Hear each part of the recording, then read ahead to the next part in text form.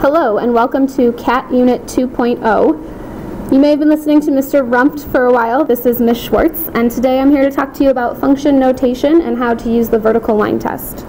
So first, if we think about the concept of a relation, something we've studied in previous algebra classes, a relation is any graph or equation that relates two variables. Usually we talk about this with x's and y's, but other times you can use other letters to represent your variables. A function then is a specific relation that takes exactly one domain value, which sometimes we'll call x or the input, one domain value, and assigns that value to exactly one range value, which sometimes we call the y, the f of x, the output. Those words can be used interchangeably. So again, we're taking one domain x input, and we are assigning it to exactly one range, y, f of x, or output. Our notation for a function is written as f of x, g of x, h of x. When we talk about those values, we're saying that that is essentially the same thing as y when it comes to graphing on a coordinate plane. So looking at these two relations, we have relation A and relation B. Which of the following represents a function? So we've got sets of input values that we need to assign to all of the output values. So if we start assigning input to output, etc., we then have this dot right here that still needs to be assigned, so we'll take this blue one and we'll say that creates that output as well. If we look at our relation B, inputs to outputs, inputs to outputs, inputs to outputs, we have this extra red dot over here. We'll assign that to an output. Think back to our definition of a function. We said that for every one input, we get exactly one output. Well, this goes to one output, one output, one output, but this right here is being assigned to 2. Here we have input going to one output, one output, one output, one output, in which case this represents our function. This is just what we call a relation. Evaluating a function is where you take the x value and you replace it with your given input. So the way this is notated with f of x, x is our variable, it's going to be our input. And everywhere we see an x, we are now going to take that x and replace it with a -2. So this function takes a number, squares it, and then subtracts 1. So we're going to do that. We're going to plug in -2, square it, and subtract 1. Order of operations would say -2 squared makes 4, minus 1, which becomes 3 as your output. Same thing here, where we see an x, we're going to replace it with 0. So we're going to take 0, square it, subtract 1.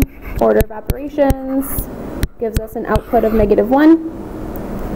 Last one, we're going to plug in 1 everywhere we see an x value. Results in 0, sometimes referred to as the donut answer. Looking at this set of information, we have an input creating an output. One input, one output, one input, one output, reinforcing that idea of a function. So taking that function and thinking about it from a graphical perspective, I believe these were our answers on the last slide. Each one of these inputs and outputs creates a point on a coordinate plane. You have your inputs, which we said was x, and your output, which we said would be our y values. So I'm going to go ahead and plot these, -2, +3, 0, -1, and 1, 0. Thinking about our shape, x squared is going to create some sort of a parabola, connecting the dots the best that I can. That's going to be the shape of our graph. So looking at this, we can use what we call a vertical line test to determine if our graph represents a function. So if we hadn't been given this equation, and instead we were just given this picture, you can use this vertical line, and if you drag it along your picture, as long as purple and orange only intersect once at any given point, we have a function.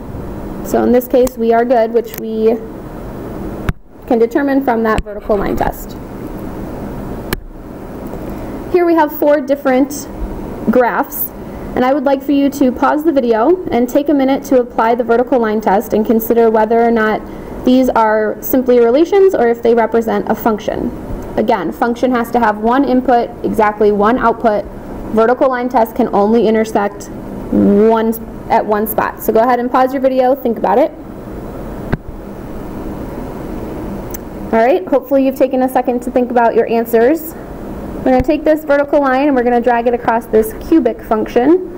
And if you notice, this orange line is only intersecting the graph at most at one point. So for instance, these are intersecting once right there, intersecting just once right here, etc. So yes, A represents a function. Moving on to B, this is something we call the greatest integer function.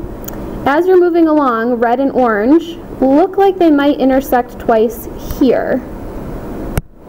We've got this spot and this spot. But as you move your line, you'll notice that really this purple dot and the red, those are intersecting. This dot right here is open, which means that it's not actually touching the orange line as it passes, which will be true for any of these overlap spots. It really is only intersecting once. So this is the greatest integer, and that one passes for a function. Moving on down here, this is something we call a piecewise function. Green and orange are only intersecting at most once. Again, it looks like right here might be an issue, but there's only one dot filled in, so we're okay with green and orange intersecting, in which case this is a function. And then this last one, I'm sure you can guess by now the way teachers teach. If you are looking, you will notice that orange and black intersect twice. And it doesn't actually matter that that happens more than once. The fact that it even happens one time would say that this fails the vertical line test, in which case it is not a function. All right, if you would like more information dealing with functions and the concept of one input and one output, there's kind of a fun video. It's called the Nuggetizer. It's on YouTube. You can type in this web address and you can watch it. Or if you go to my class website, there's a link there as well, if that's easier for you to get there. All right, function notation.